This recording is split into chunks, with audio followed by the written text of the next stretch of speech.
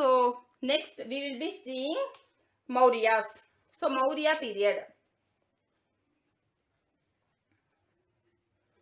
321 to 184 BC is the Maurya period.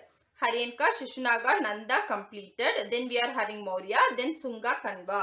Maurya most important. Why? Because Mauryas, we have Arthashastra. We all know about Kautilya's Arthashastra. So Chanakya or Kautilya, Arthashastra is the minister. So Chanakya is the minister under the Chandragupta Maurya. So how Maurya formed? So the reason for Maurya's formation is actually Chanakya. Chanakya is the minister of Chandragupta Maurya, right? First, Chanakya will be the minister of Nanda ruler, but he will be badly treating the Chanakya. Because of this bad treatment of Nanda ruler, Chanakya will be really annoyed, and because of this irritation, Chanakya will select Chandragupta Maurya to dethrone the Nanda ruler. So Chanakya is the one who is reason for formation of this Maurya. He will be selecting Chandragupta Maurya to dethrone this Nanda ruler, to take revenge on this Nanda ruler because of his bad treatment. So become founder. So Chanakya will be selecting Chandragupta Maurya, who will be becoming the founder of Maurya dynasty. So during Chandragupta period, Chandragupta Maurya period, everything is more centralized. Why centralized? Centralized means power, most of the power lies in king's hands only. So power is more centralized during Chandragupta period. So then his minister is Chanakya, which I have already said. Chanakya or Kautilya. Chanakya's other names have many other names for Chanakya. Kautilya or Vishnugupta or Indian Machiavelli. Why he is called as Indian Machiavelli? Why? Because this, due to his attitude towards religion and morality, he is called as Indian Machiavelli. An important book that is written by Chanakya is... Chanakya has written one important book, which you all must know, it is Arthashastra. Arthashastra is an important book which is written by Chanakya. It speaks about how to manage the economy, political things will be discussed in Arthashastra. So it is one important book which you should remember. Then we will be having manuscripts. Manuscript for Arthashastra will be written by R. Shamma Shastri. R. Shamma Shastri will be writing manuscript for the Arthashastra. It is in 1904 and will be having commentary of Arthashastra which is by Batswamin. Batswamin will be writing commentary for Arthashastra which is called as, the commentary for Arthashastra is called as Pratipat Panchaka. So the commentary for Arthashastra is called as Pratipat Panchaka. So these are the literary sources to find about the Maurya dynasty. We are having first Arthashastra. For Arthashastra we are having manuscript and as well as commentary. Manuscript is by R. Shamma Shastri and the commentary is by Batswamin which is called as Paritvat Panchaka.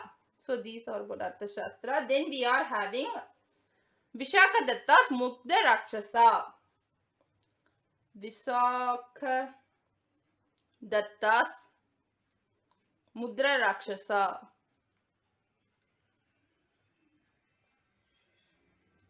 It also speaks about socio-economic conditions of Maurya. So Vishaka Datta's Mudra Rakshasa is a literary source which speaks about socio-economic conditions of Maurya. Third one is Megasthenes Indica. Megasthenes is one important person during ancient period. So Megasthenes is the Greek ambassador of a king Seleucus in the court of Chandragupta Maurya. He is a Greek ambassador. So Megasthenes is a Greek ambassador in the court of Chandragupta Maurya. He wrote a book called Indica in which he will be discussing about the Mauryan administration, military organization and the social life will be discussed. Then we are having Ceylonese Chronicles, Deepavamsa and Mahavamsa and History of Tibet by Lama Tarnath. History of Tibet by Lama Tarnath also speaks about the Maurya. So it says, History of Tibet by Lama Tarnath says, the Maurya's extension up to Tibet. Say, Maurya extended up to Tibet. So which you should remember. Now Tibet is also in news, so it might be asked. So Maurya extension up to Tibet is discussed in History of Tibet by Lama Tarnath. Then fifth one is Parishishta Parvana by Hemachandra Suri. So these are the literary sources through which you can know about Maurya. So let's have a quick recap.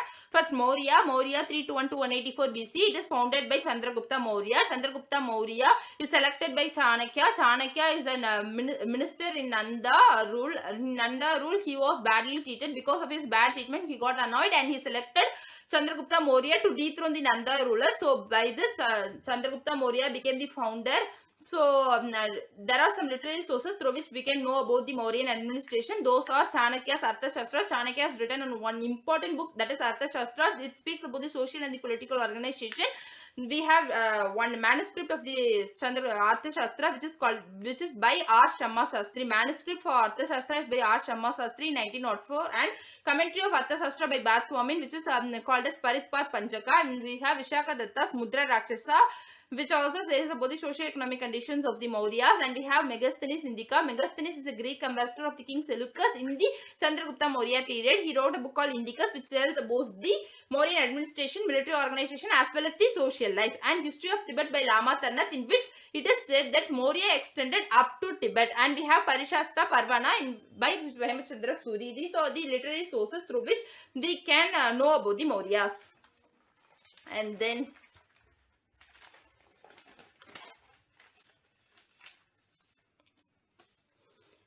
we'll be having some archaeological sources. So through archaeological sources like a rock edict, we will be having some rock edict, and we will be also having some pillar edict, through which we will be knowing about the policies that are maintained by the Mauryan kings. We will be knowing more about the Ashoka. We will be knowing about their military strength, etc. And one most important thing is, Ashoka is the first king to speak directly to the people through his inscriptions. These are inscriptions, right? So through inscriptions, Ashoka is the first king to speak directly to the people. So what are the things which he like to say to the people? He will be keeping those things inscribed on public places. So inscriptions, Ashoka is the most important one. So he is the first king to speak to the people through inscriptions. Then we are now talking about Chandragupta Maurya. So after Chandragupta Maurya, who is the founder, after that he will be then successor is Bindusara. Bindusara is the son of Chandragupta Maurya, who will be ruling from 297 to 272 BC. He is the son of Chandragupta, and he is the father of Ashoka. So Ashoka will be the successor of Bindusara. So he is the father of Ashoka and the son of Chandragupta Maurya. Bindusara is called by foreigners as. I have already said about foreigners in one place. So I think you can recollect it. In Nanda period, last ruler Dhanananda is called as Xandrames or Agrames in Greek historical text, which I have said. Now Bindusara is called by foreigners as Amitragata or Amitrochets. Amitragata or Amitrochets is a name which is given by foreigners to Bindusara, which means slayer of enemies. He is a slayer of enemies. So he is also a strong ruler. After that, we will be having Ashoka. So Ashoka's history is a little bit complicated because his early life is not clear. And in some Buddhist texts, they are saying Ashoka has killed his 99 brothers to become the king. He has killed his 99 elder brothers and he has left only one younger brother. and he had become this king. So to become king, he has killed his 99 brothers, which is said in Buddhist text, but we are not sure whether it is true or not. Later, he will be converted from Bherighosha to Dhammaghosha, which means he will be starting to follow Buddhism. After this, he will be leaving a war and all this. This is mainly because of the Battle of Kalinga. In the Battle of Kalinga, he will be seeing death and all those things and the tragedies that people are facing. Because of this, he will be so much worried, and after that, he will be converting to Buddhism. So, before converting to Buddhism, he will be called as Ashoka or Ashoka. So, Ashoka or Ashoka is before 261 BC. And after 261 BC, he is called as Dhammaghosha because he started to follow Buddhism. He is called as Dhammaghosha. So, Upagupta is an important person. Upagupta is a Buddhist monk who made Ashoka leave war and follow peace. So, Upagupta is a Buddhist monk who made him to follow Buddhism and who made him to follow peace. Then, I have already said an acronym AKAK. Ajashatru, Kalashoka, then third one is Ashoka. So during Ashoka period only third Buddhist council held. So first Buddhist council is during Ajashatru, second Buddhist council during Kalashoka, third Buddhist council during Ashoka, fourth will be during Kanishka. So Ajashatru, Haryanka, then Kalashoka, Shushunaga, Ashoka is under Mauryas. And another acronym is HSN MSK, Haryanka, Shushunaga, Nanda, Maurya, Sunga, Kanva. So now we are seeing Mauryas. So under Ashoka only first time political unification happened. So he conquered nearly the entire India. There is a political unification. Entire India was united first during Ashoka period only. So there is an important book called Kalhana's Rajatarangani. Kalhana's book Rajatarangani says that Kashmir is under the Mauryan extension. Kashmir is also occupied by Mauryas.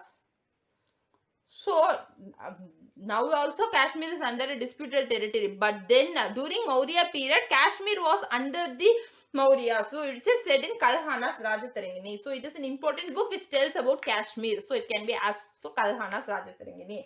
So some important features of Ashoka. So Ashoka will be having some important features. So those important features are, first one is he will be saying service to all, service to everyone. He prohibited animal sacrifice. So animal sacrifice is prohibited. So he started to embrace Buddhism and he became so sadhu. He started to follow peace. He left war. So he also said animal sacrifice should be prohibited. And he said equal treatment to all. People should be equally treated. Even if he is a servant, he should be equally treated. So equal treatment to all. And he also said non-violence. There should not be violence. So he left violence, he left war, right? So he said non-violence should be followed.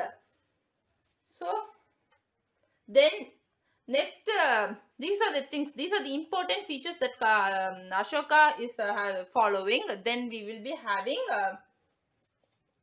some important posts. During Mauryan period, we will be having some important posts. So those posts we can discuss. First, we are saying Mantrin. Mantrin is the chief minister. Chief minister during Mauryan period is called as Mantrin. And Mantrin Parishad. Mantrin Parishad is the head of Council of Ministers. So now we are having Council of Ministers, and that period, during Mauryan period also they had Council of Ministers and their head is called as Mantrin or Parishad. Then they have Purohita. Who is Purohita? Purohita is the chief priest. So chief priest is called as Purohita.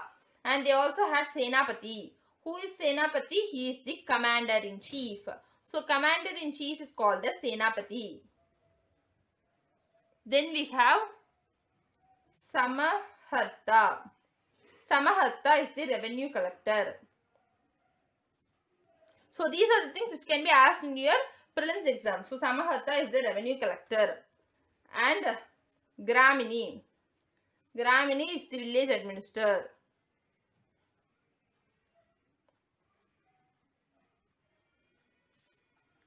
Rajukas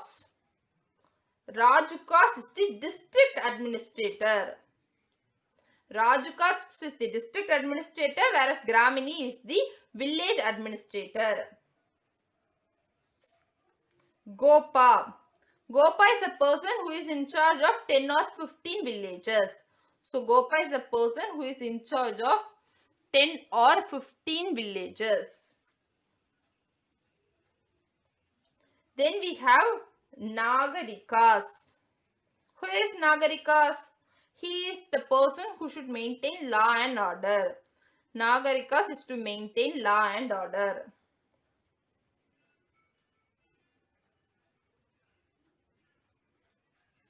Then we have another person called Sannidatta.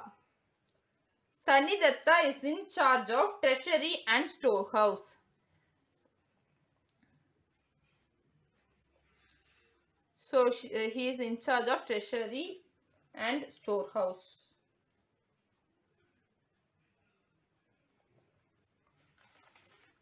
So then we have another person called Dharmadhigarin. By name itself you can say Dharmadhigarin. So he is the Chief Justice. Then we are having Samahata is a revenue collector. He is also in charge of assessment. Then we are having Samahata, we have already said. Then Sannidatta in charge of treasury. Okay. Shrenis or guild, who is a trade or merchant organization. So trade or merchant organization is called as Shrenis. Shrenis or guild is the trade or merchant organization.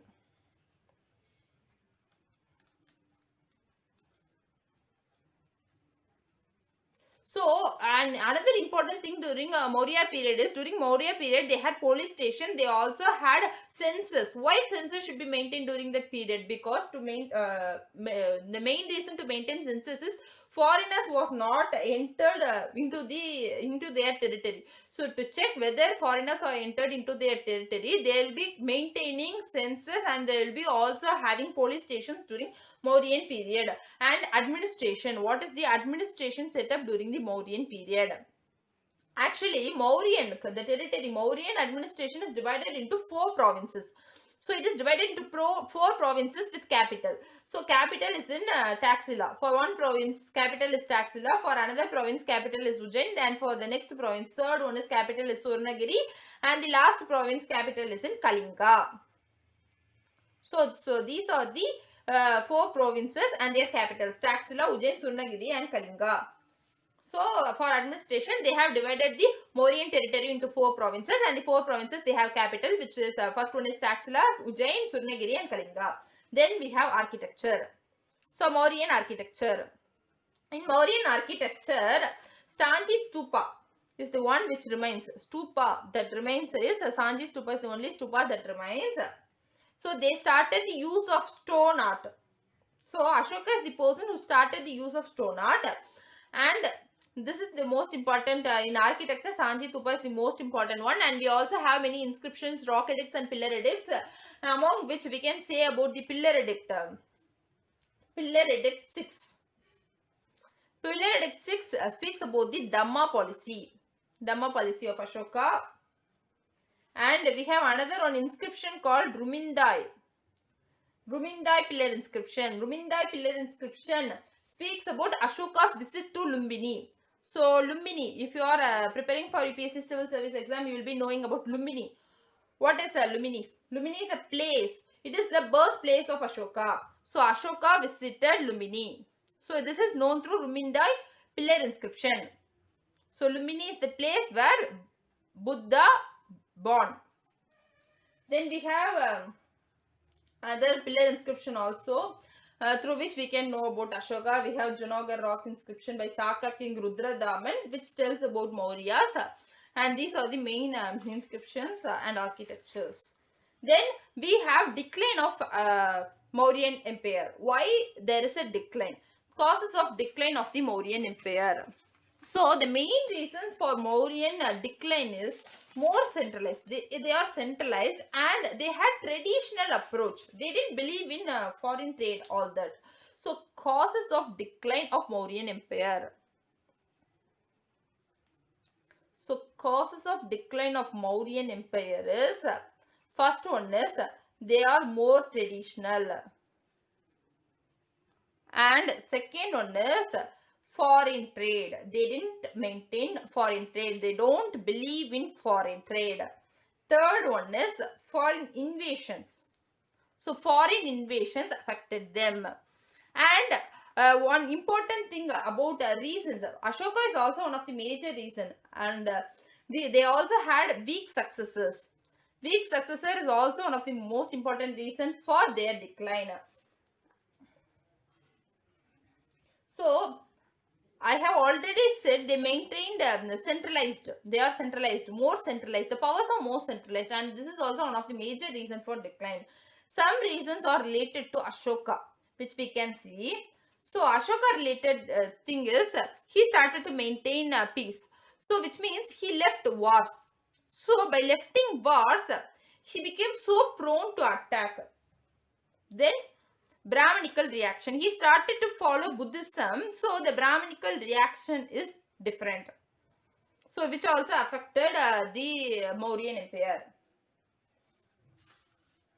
So they had enormous expenditure on army, which affected the economy. Army expenditure is so much, so which affected their economy.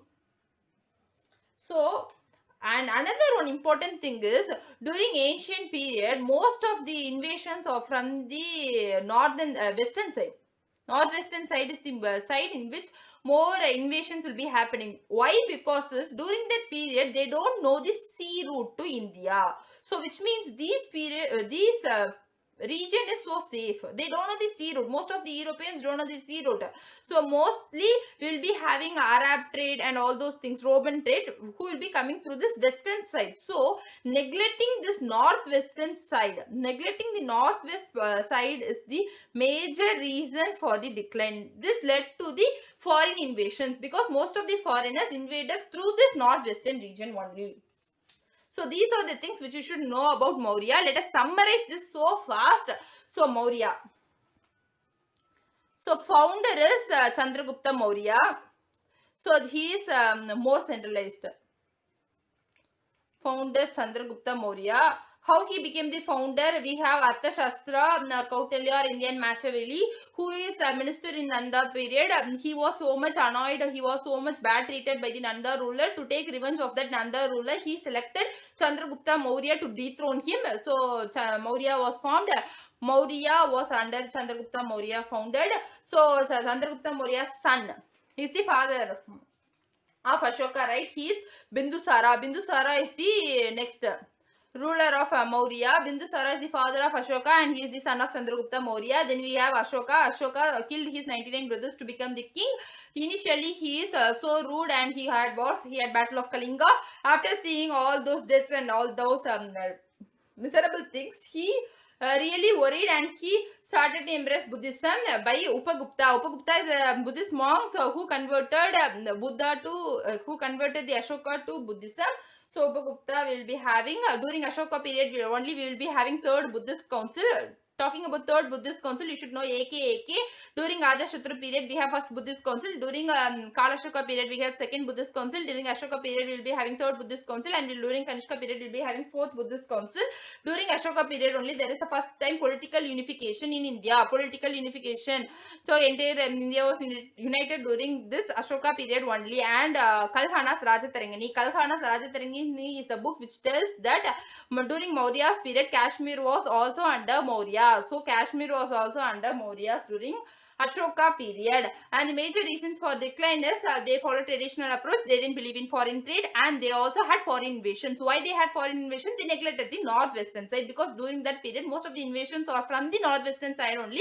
By neglecting the northwestern side, they become so prone to invasions because of all these negatives, and they declined.